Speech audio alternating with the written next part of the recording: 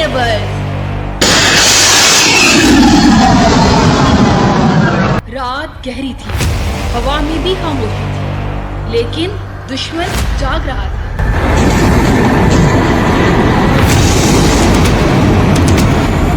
एक बुज़दिलाना वार हुआ। रात के अंधेरे का फायदा उठाकर मासूम शहरियों को निशाना बनाया गया।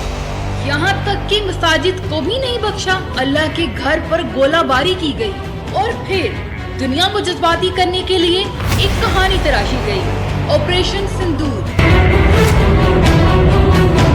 लेकिन दुश्मन भूल गया था कि पाकिस्तान है, जहाँ हर वार का जवाब सिर्फ गोली से नहीं, गैरत से दिया जाता है।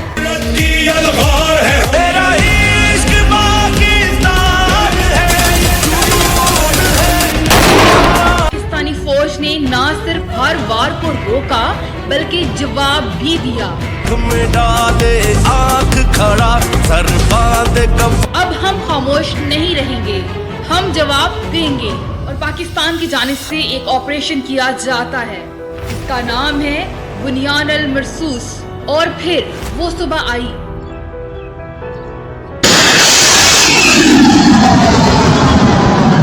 जिसने तारीख बदल दी। महाज पर सिर्फ गोलियां और बारूद नहीं थे, जवाब सिर्फ जमीन से नहीं, आसमान से भी आया। आसमान भी गरजा, जमीन भी हिली।